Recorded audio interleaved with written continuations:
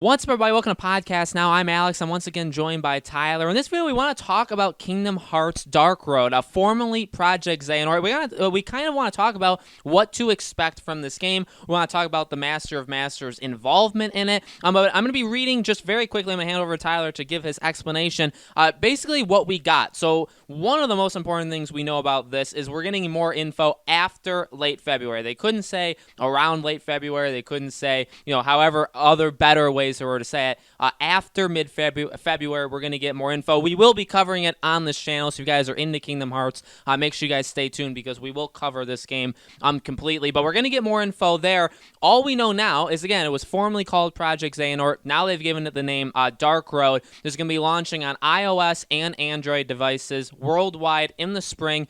Free-to-play in-app purchases, so you can support the game. It's going to be following the tale of Master XEHANORT and the events that led him away from his home on Destiny Island. So there's a lot to discuss here. There's also the aspect, and Tyler's going to be talking about it, and also tomorrow we'll continue it, of where this leads to future games. But we know Master of Master obviously has a big role in Kingdom Hearts in general, right? Like the grand chess player. But I'm going to hand over to Tyler now. So Tyler, what do you think this game is going to, entail, basically, about XEHANORT's younger life, and how do you think Master of Masters fits into that? I think fans are going to be pretty happy because I think the reason that we even got, after the news came out, started to make sense, and as we were talking about it as I was talking about it with Alex, it really started to all click. I think the reason that we had the Master of Masters and young XEHANORT scene in Remind was to literally set up this Kingdom Hearts Dark Road mobile game. And I wouldn't be surprised if that would be the intro. That scene, I wouldn't be surprised if that scene is replayed as the intro to this new Dark Road game. And I would even say, I wonder if we won't see, this may even be the intro, or maybe even, how sometimes they'll have like a CG intro, or however they might do it. I wouldn't be surprised if we get to experience, maybe we even get to play it a little bit, and then as the story progresses, then we see that scene, and then it goes into something else. But I wouldn't even be surprised if we got to see what young XEHANORT saw when he's telling, when he's talking to Master Masters, and he's like, I went to all these different worlds, and then he's going on and about how they need somebody like him. I wouldn't be shocked if we actually get to see him, coming through and just like over and over and over going to all these different worlds. That might be pretty cool intro. Then it leads into the Master of Masters to connect the Master of Masters to young XEHANORT. And then what I think the game will be, this is my theory, but I think it makes sense. I think what the game will be is the Master of Masters sort of leading young XEHANORT down this dark path. Because really, you look at this young XEHANORT, and this is a very different young XEHANORT. This is a middle of the road. And I that was actually like a pun, but this is the middle of the road XEHANORT that we saw in that young XEHANORT Master of Masters scene. And here's what I mean by that. The young XEHANORT that we saw that's playing the game with Ericus, he's much more, I feel like he's much more hopeful. He's a little bit more positive. He smiles a lot more. He just seems less dark. He just seems less down. He feels more positive, if you know what I'm saying. Then we see this young XEHANORT for the very first time, really, that's speaking with Master of Masters, and he's a little bit different. He's still kind of got that hopeful, like he's talking about the cloak, he likes the cloak, and all these things, but then he's almost like become a little bit depressed after seeing these worlds and how they need him. You take a look at the third young XEHANORT that we know, and that is the one introduced in Dream Drop Distance, and also obviously in Kingdom Hearts 3, and he's a very, very negative guy. He's telling Sora basically his time is up. He's very, and how to like manipulate. Hey, even, that's a good thing that we learned that, going to the Toy Story world, that even basically inanimate objects can contain hearts. We'll have to remember that. He's very, very negative. So when you look at that, obviously something took place between where he was kind of hopeful, he was kind of positive. Then obviously, he starts to go out to all those worlds. Before that, though, he met the Master of Masters, didn't know that's who he was, but he met him. Master of Masters gave him the cloak, kind of probably teaches him how to visit all these worlds. He visits all the worlds. Then he's kind of down. And he's kind of like, you know, these worlds, if somebody doesn't do something, they're just going to be swallowed up by darkness or whatever, you know, his mentality becomes. And I'm sure this mobile game, this Dark Road game, will expand on that and show us this is why he really, really went down this path. I think he was led down that path, though, by the Master of Masters. And again, we'll see that. And eventually he's going to become this young Xehanort that's kind of dark.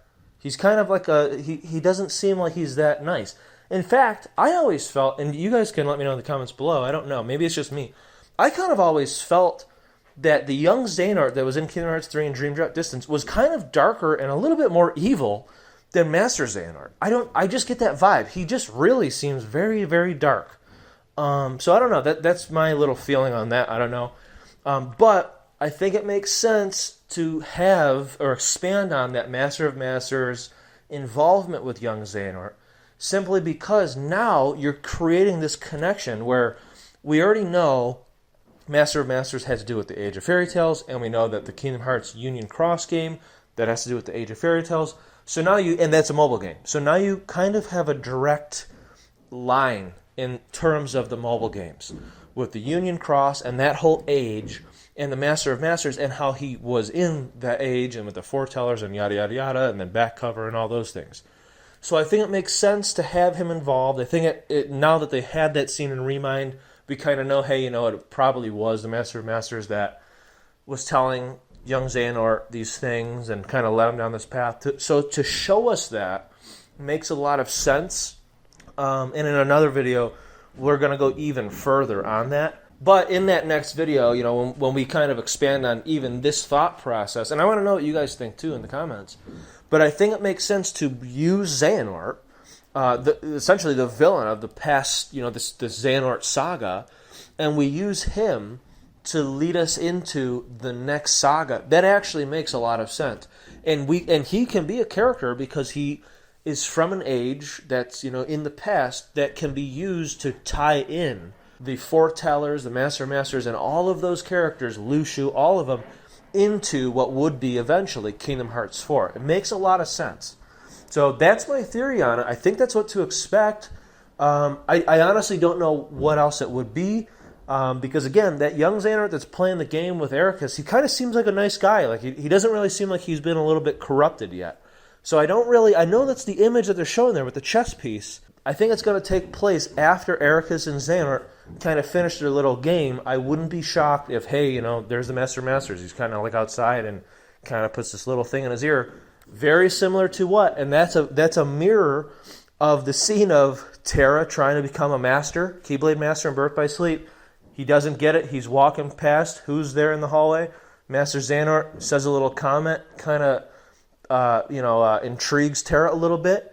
And then Terra kind of ends up seeking out Master Xehanort. So I feel like it's a mirror type scene if that were to happen, where, you know, he talks to Ericus. He's like, okay, I'm going to go home, or whatever he says. Then he's walking out, and there's Master Masters, and he says some things. It's like, huh?